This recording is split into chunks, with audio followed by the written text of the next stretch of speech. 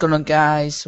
Squares Craft Gaming here, aka Nick. Welcome to our Star Wars Alliance podcast. This is on our YouTube channel, and yeah, I'm joined with Patrick, aka Zero Mr. Joker. Want to say hello? Hello, everyone. Happy to do our episode of Star Wars Alliance broadcast, and today we are reviewing the new episode of Star Wars Rebels. Which It's is called called Call to Action. Call to Action, yes. And here's the first screen cap for the episode today with Tarkin. Yes, it was a surprise that he came back into the show. I think he's voiced by the same actor from episode 5 and 6, I believe.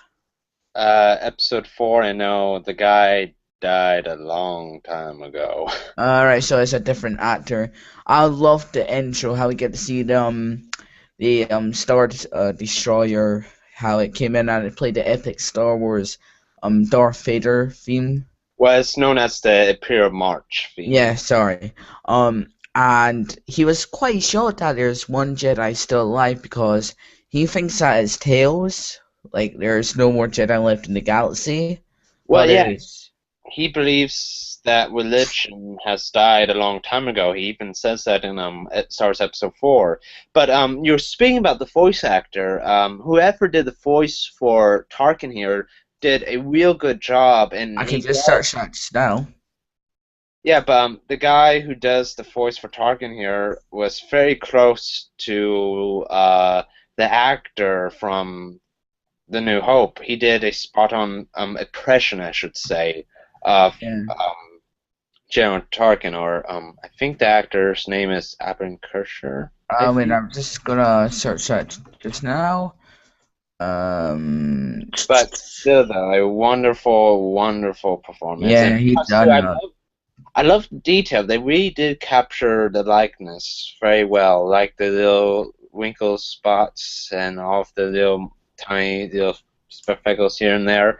Yeah, Very wonderful, very wonderful. And plus, too, they kind of changed the look of his collar a little bit, as you can see right there. He didn't really have yeah, that in the original trilogy, but still very lovely, and I really do like that a lot. yeah. This scene was just amazing. How we get to see like the opening scene with the Star Destroyer, not the Imperial ship, and we get to see the shuttle from Episode 6, how it came, and we got to see two TIE fighters, sorry, going into the main hangar of Lothal, like the base or the Imperial training Imperial, yeah, Imperial base. training area.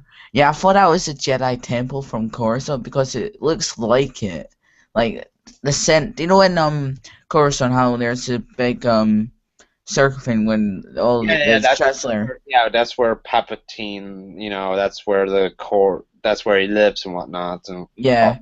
yeah. Uh, yeah, it looks like that from Coruscant, and that's what I thought. I was like, oh my god, this is Coruscant. Please tell me it is. And I But found no, out we were we're still in the fall. Yeah. as someone says, why can we not leave this planet for once? We have a little bit, but it feels like we're going to just stay on the fall through season 1, which is kind of but at least though we get to get Tarkin here saying, "Hey, I'm here to improve on the situation," and by doing Yeah. that, we get to my favorite scene in this whole episode here. Gain our two favorite Imperial people Yep. die.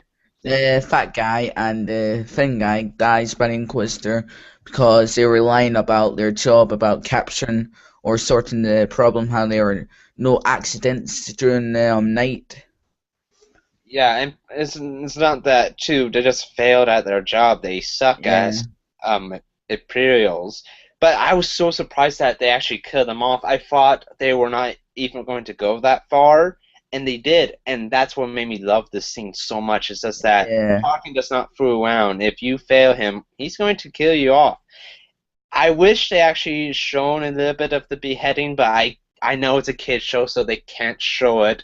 but it's still very lovely, and I just love the look on Tarkin's face here. Yeah, I just love the way how the two characters' faces like die, Oh like yeah, how the fat guy's like got a real grin or just a funny face. What you made, yeah, like he's just smiling, and the thin guy is just like, "No, don't kill me, Inquisitor." yeah. But it was very lovely. I really did love Yeah, the scene. My favorite scene in this whole episode. I And loved I love to the reactions too by Agent Callus and the other girl. And what I love so much is that Agent Callus is actually so scared of Tarkin. You can see that in I his know, expression. yeah. I don't know why he's scared of him because maybe Well, something you know what happened. happened here? I mean, they got killed by his altar. You know, I mean, and Yeah. you have to remember too, Tarkin is the main guy. I mean, for God's sakes, he gets to won the Death Star. He is the main Imperial.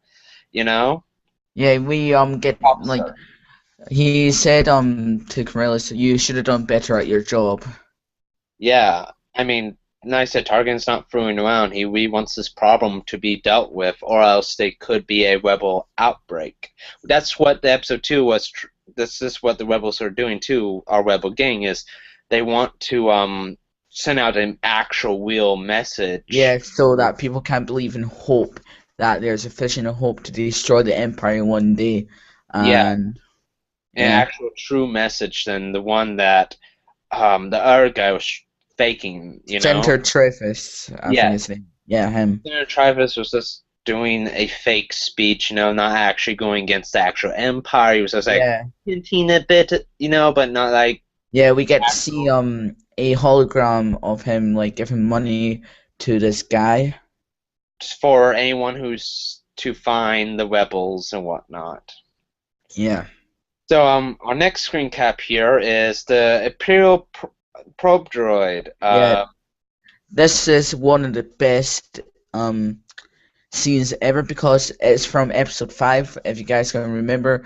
The Imperial the Imperial ship sends out probe droids to try and search the planets for the rebels, and this is what this droid is doing. They're looking for the rebel spark to see if they have any signs of them, so that probe droid can return to Tarkin and give them some information.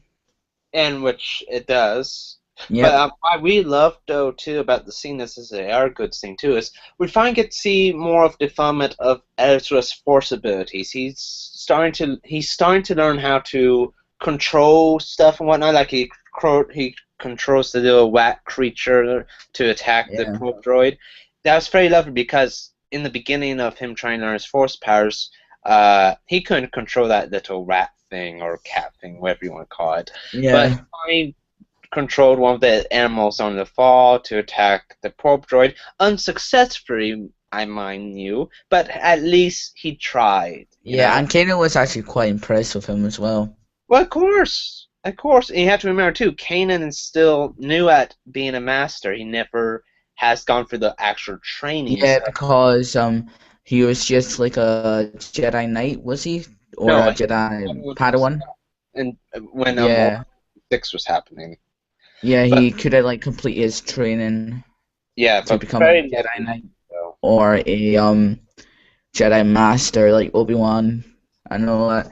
And the funniest bit about this scene as well, how we get to see more comedy with Ezra and Sabine. Oh yeah, and I felt like there's a little bit more of a connection with Sabrine and Ezra too with this episode. But the main though connection that's been developed in this episode is definitely the connection with Ezra and Kanan. You definitely felt their Yeah. connection with each other, and definitely felt that bond of friendship with each other, especially at the end of the episode. Yeah, the funniest bit for me has to be when Sabine said the number like is 5, the equal number. Then Kanan says, "How about 3?" Mhm. I And know. So yeah, our next screen cap here is Stormtroopers getting brought up by Sabine's bomb, or yeah, uh, I forgot what's the name of the um, from a detonator. There we go. yeah. This scene was really funny because they were like, what's that noise?" And then they Well, like, it's a then dumb they, scene. I mean, they I see. know. I mean, they see her. grabbing something, throwing at. I don't know why they didn't just shoot her right away. It's like, oh, let me just wait and see what she throws. Oh, that's what she throws. Okay, fire. Boom! Ah! Yeah, that scene was real funny because the stormtroopers are so dumb when it comes to explosives. Oh yeah. I mean, that's what they're doing in this show. They're making stormtroopers a little bit dumb. I wish they make them a little bit more, smarter. But I get it's a running gag. Yeah, and it's Like the droids, the droids are easy to destroy, while the stormtroopers are dumb. yeah, I wish they didn't do that gag so much, but I get it though. It's a kid show and whatnot, and yeah, and they want to make it more realistic. well, not realistic. Realistic is that the stormtroopers will kill the rebels right off the bat. Mm. Because that would be realistic if you're in the army thing. You're going to keep your gun pointed at them, and if they move one bit, bam, you're dead. Yep. But what I was going to talk about here too, especially too with this screen cap here, is that I feel like the recent episodes that we getting here are so much more better. The animation, the detail, for some reason, is so much more better than our episodes. And somebody said maybe it's the lighting, and I have to agree. The lighting, it's just so much of a better sharpness to the models and to everything in these episodes. I mean, just look at the stormtroopers here. Just very beautiful. I think the best looking shot of stormtroopers we've seen so far in the show. Yeah, I would agree there. Yeah, definitely. I mean, I'm just loving the detail they're putting in. Yeah. And Sure. I loved in the first scene how we get to see all the different stormtroopers as well. Like we get to see the TIE fighter pilot, we get to see Oh, the yeah. normal stormtroopers, and we get to see the speeder spike stormtroopers. Oh yeah. No, we never did. We get to see speederbike troopers? Yeah, if you go did. back if you Oh, go you back, mean the ones from Okay, I thought for a second there I thought you were talking about the ones like from Endor. No, we're talking about the ones from the fall. yeah, Okay, yeah. And yeah, our next screen cap here is the one we showed last week's episode, the yeah. one that Ray Prince Jr. show, and now we get what he's doing. Now we get the mean behind what he's doing. He's basically stopping the affair for them not to reach the gang because Kanan is staying behind to protect. So he can get captured in a way. In a way, yeah. Yeah, and he wants to like. I loved a bit how we get to see like his lightsaber going into the door. That was a really detailed scene as well. Yeah. And we got to see we got to get some lightsaber action fight, and that's very cool. But I have to complain here with some of the lightsaber fights we get in this in Star Wars Rebels. I just feel like they're a little bit too fast. Yeah. I feel like that's actually overall like any hand combat fight scene, like especially the one we got with Seb and Agent Callus. I just feel like they're just way too fast. It's not like because the thing is, I really want to see them actually fight, and it just feels like this fast-moving brobs, But I wish they toned down the fastness of the fight scenes a bit and made them a wee bit longer. Well, a little bit longer, yeah, but just a little bit more slower, so then we actually get to see stuff. The only bit I didn't know, I loved the the Inquisitor came on the new TIE fighter ship thing or the Empire's gunship. Mm-hmm. That was a really cool detailed gunship what they had instead of like the old ones in the Old Republic what they had with the clones. Yeah. It's a very nice design, and plus too we get that nice shot with the Inquisitor, and we get to see like one of the ships getting brought up in the background. Yeah, and I liked about how we get to see the Inquisitor trying to like drag Kanan into the ground. How he was like pushing him. Mm-hmm. And he used the Force. He used the Force on Kanan to push him against the door and whatnot. Basically, he cheated. You didn't say that, but Kanan did not use the Force at all. He just played it his own way. Yeah, but still, that's pretty lovely. And our last screen cap for today is Kanan getting captured by Tarkin and the Inquisitor. Now I have to say, it feels so weird seeing Tarkin with a helmet. Yeah, because he doesn't want to blow his disguise. What? No, no, no. It's not that. It's just that we never get to see Tarkin with a helmet on. We always get to see him with that famous look that we saw in the beginning of the episode where his hair slicked back and whatnot and all of that such. Yeah. So it just feels so weird seeing him with one of those helmets that we see on lots of Imperial riders for like the ATSTs and whatnot and such. Yeah, I love the look what they give to the commander of the Stormtrooper, how they put the black what would you call it? I don't know what. That's the thing what Rex had in the Clone Wars movie. Or Cody, I forgot which one. Yeah. And Oh, yeah. detector. I know what you're talking about. The thing, the communicator. There we go. Yeah, I love the bit when we get to see at the end how we get to see Ezra, okay, then I cannot say that word for some reason Communicate. today. Yeah, Go up to the hall. yeah, and then everyone was like actually listen to him as you Yeah. see in the background, and at the end Ezra said, "Was it worth it?" And Hera said, "Yes, it is." And we get to see everyone's like Sabine. Well, Sabine had her helmet on, I believe. No, she didn't. Uh, She didn't. and Hera, they all looked sad. Well, of course, it's a downer scene, a bit of a downer scene. See, the ending of the episode was a little bit predictable, a bit. You know what was going to happen, kind of. You know that they were going to get their message out because the rebels need to win somehow, and you know that Kanan was going to get captured. So you Yeah, know that was coming. But the cool thing I liked though was that Tarkin destroyed the tower because he had to. But I liked though that he said to Kanan, you don't know how it takes to win a war. yes, that was a really lovely scene as well. That's one of my favorite quotes in this. And actually, I think that's my favorite quote in the whole Rebels season 1 so far Yeah, because what I like about that is like it's true. It's coming true because Tarkin has experienced this big wars before, and plus two, he was part of Order 66, I feel like somehow, and he's the main dog. He is the main person, he knows what he's doing. yeah, I loved the bit how we get to see what do you call it? Tarkin sees Kanan's lightsaber. Yeah. And So he's yeah, and what I love about it too is like, he still has this belief that the Jedi are still dead because, he saw what happened. He saw the Jedi wiped out, he 100% believes that the religion is dead, and of course the Jedi is a religion as well. The Sith. They're two yeah. different sides of a religion, which is the Force. Which are not extinct because some Jedi around other planets are still alive Hmm. and But managed to escape Order 66 somehow. yeah, some, but not a lot. Yeah. And I really do love the look of the Inquisitor right here and Tarkin just looking down on Kanan saying, "Oh, we got you now, you piece of shit." Yeah, and you're in deep trouble.